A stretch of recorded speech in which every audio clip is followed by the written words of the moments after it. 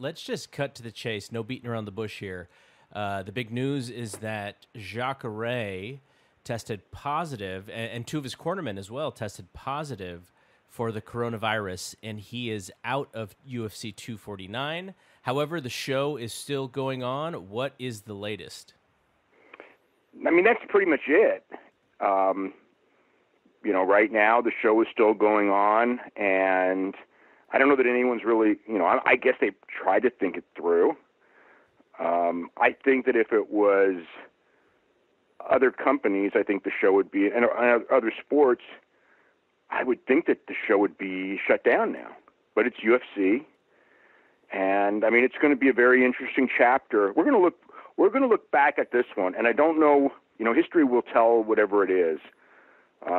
But this, I think that we'll look back on this one and go like, wow, you know what I mean? Kind of like this actually happened, you know what I mean, in our lives, so to speak. That they went on with the show after, a fighter and two of his cornermen tested positive, and they were in the hotel. I mean, here's the situation. I guess we need to go through the timeline. So he arrives on Wednesday. Jacare lives in Orlando, so he did not fly in. He drove in from Orlando to Jacksonville with two or three cornermen. They were all in the same car. He had a relative who tested positive. He was fine. The cornermen were fine. They didn't feel anything. They got there. They were tested on arrival. They all tested negative. And he stated that this was the case. Like, this is that when he got there on Wednesday, he told them. I don't know if he told them before Wednesday, but he definitely told them on Wednesday that he had a family member who tested positive, and they tested him. He was negative, and they told him to stay away from everyone. And they told his corner people to stay away. Okay, but they all tested negative. They come back today and tested again, and they all, I don't know if he had two or three cornermen, so it's possible that one of them didn't test positive, but two of them did. But three tested positive today. So that's what happened, and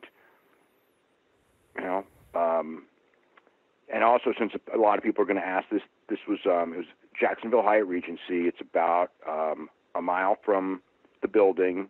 It is the same hotel that a lot of the AEW talent, not all, is in right now today, because a lot of the talent stayed, for the fight, I guess, because the AEW talent was there Wednesday and Thursday, so some of them, they may have gone home today, and they would be coming back on the when are they taping in? The 20th. So, and they would be there from the 20th to the 27th would be the next time. A lot of them, went home already, but they were in the same hotel. He was told that, they said, when they found out, they told him to isolate. I don't know how much he isolated. There's a video that's out there that shows him and Fabricio Verdum and Charles Rosa and Smile and Sam Alvey all hanging out together. That was taken today. Him and Uriah Hall, I think, both had masks when they weighed in, but they're in there, and they kept far away from each other. I mean, they weren't that close, but Dana was close to. You've seen the photo with him fist bumping Dana. Yeah, fist bumping Dana. Yeah. So there you go. So I heard from people who are absolutely stunned the show's still going on. It's the Florida Commission. I would believe most commissions would have shut the show down. I think Florida is very unique because, unique is an interesting word that you just used. Yeah. I mean, you want to say lax, irresponsible. I mean, I think, they're, look, we got two giant problems, and they're both contradicting each other, and we've got the economic problem, and we've got the health problem, and there's no good answer for either of them, because the reality is that even if we open things up, so many of these, economic problems that we're talking about will remain problems. Florida obviously wants to get the tourism back. That's why they're opening up the beaches. And obviously the tourism isn't coming back very quick. Even if you're allowing it, it's not going to come back very quick. And a lot of these industries, I mean, it's just horrible. And I mean, it gets worse. Like if we don't open up, the economy is going to get worse. If we do open up, the health issues risk getting way worse, forcing another shutdown that will be way worse than the first shutdown. But, like I said, I think a lot of people, and I don't want to keep harping on this one, but I'm living it. You and I are both living it. And everyone listening is living it. I shouldn't say you and me. Everyone listening is living it. It's not a pleasant thing, and a lot of people are losing patience. Mm-hmm. And unfortunately, by losing patience, the people who are losing patience the most and trying to convince themselves that this is a hoax and everything like that are going to ruin it for the ones who understand what's going on and realize that this is a real bad situation. And this is like the first thing we're going to be, when all these sports either attempt or don't start, because this is going to, this one's going to shake up everyone, I think. And the NBA players are going to look. Everyone in sports is going to know about this. Well, that was the other thing, is that Adam Silver had a meeting with the players today, and some of that information came out. I don't know how much of his statements that you saw, but it looked like they were willing to risk some things to get the season going again. Yeah. And kind of just being like, well, something is going to happen no matter what. If we decide to do this, there is risk involved, and it's all about how much we're willing to risk. Right. The problem is that when it comes to the risk, if you're wrong, it could be catastrophic. If you're right, I mean, it's a percentage risk, and I don't know that anyone really knows the percentage. It might even be a low percentage. But if you're wrong, it could be a real bad situation because, if they, say with the NBA, okay, and UFC did not do this. I mean, UFC, the NBA, the whole thing of, you've read the stuff about, the hotels, nobody gets in, nobody gets out. You got to, you stay in one location. You got to stay in one location until the whole season's done. You got to, what's it called? Quarantine going in, quarantine going out. You either have your family there or you don't have your family there and you don't see your family. Everybody that works there has got to stay there. The food's got to be there. You know what I mean? You can't, you can't leave. You're going to be a prisoner. Or you can't do it. I mean, that's pretty much, when that's where the NBA players and the baseball players are going to have to make a decision because, and if you don't have a season, then, you've got all the issues about these guys. When you make a ton of money, you have a lot of financial responsibilities in most cases. And some people will have enough saved for a long, long time, and some people have too many toys and really are going to want to work. This is like the NBA strike from, what was it, 94, I believe? Was it 94? Or was it 98 maybe? There was a strike, and part of the reason why they went back so quickly is because the players were just like, Patrick Ewing, I think, said, we make a lot of money, but we spend a lot of money too. That's where we have to go back. Yeah. So, I mean, it's every aspect of this is tough decision making. And,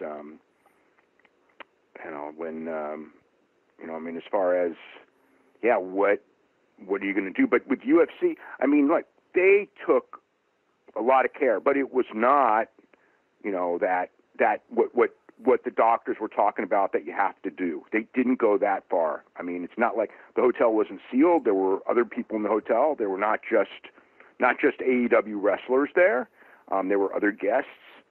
There are people going in and out. The fighters were not confined to the hotel. They could go out. I mean, restaurants I don't think are open, so it's not like they were running around, and I don't think the clubs are open, so it's not like it's the wild UFC scene that I used to go to the week of the fight. I mean, I'm sure it was super, super, super toned down, but it's still, a bunch of celebrities in town. You know what I mean? And stuff's going to sneak in. I mean, no matter what, it's just, that's just the reality of it. And again, it's, I don't know what Jacare Souza did. And, they're going to have to trace everyone he was around. And, it's just a really bad situation. But I don't know. My gut tells me that, like, we're going to look back, years from now, we're going to go, can you believe that they did the show kind of like with WWE with that Saudi show? We're going to go like, they really, you know what I mean? It's like, they really just did that show. Well, you know what I mean? The thing that I think stands out about this one is he mentioned a family member who had tested positive. And I think, like, if that is the case, the questioning is, okay, did you spend any time with them? And if it's yes, then it's like, okay, like, we cannot take the risk. And we should have sent him home. And this is it, here that you just, when he showed, I mean, look, that's a real big question when he said that. But here's the thing, from their standpoint, it's like they did test him immediately, and he did test negative. And I mean, Dr. Alex Patel, told me, this is the problem right there. I mean, that's the thing that we need to focus on is, in fact, they did follow protocol. As soon as he said that, they told him, isolate yourself, tested him twice, tested negative. What else could they do? The problem is that, everyone is, not everyone, but people who are arguing for this are ignoring the basic problems with the false, the fact that the testing is not that great. There's false negatives, and it could be a false negative when he got there, and it, like, the incubation period, you know what I mean, is a few days, and maybe he just, it was one of those things where it just shows up on the test on Friday. It usually takes 5 days, right? So maybe he got it on Monday, and I mean it. But so now here's the lucky part, right? We did get it on Friday. But what if it showed up on Sunday and he fought on Saturday? Yeah. You know what I mean? And by timing, that easily could have happened. And he would have tested fine today. And he would have tested fine on Wednesday, he would have tested fine today. And then maybe on Sunday he would have tested positive, and it's a day too late. He's already on his way home. Well, I have a friend who this is her count. She believes she's had a fever, and I think she's counting, anything over 100 or over, for 35 straight days. Wow. And she's had the coronavirus swab test, I believe 2 times. It may only be one, but she's had the test, and the doctor, she has 2 different doctors telling her 2 different things. One doctor says, we don't think you have it, but we're not sure. And the other doctor says, you're not testing positive for it. You should just assume that you have it. Like, that's so, there's nothing conclusive on her end. Well, you and I talked about that a month ago or so, with that one situation where you got to go, even though there was no positive test, you kind of got to go with the idea that it might be, you know what I mean? Yeah. So it's like, yeah, I don't, we're in a real war.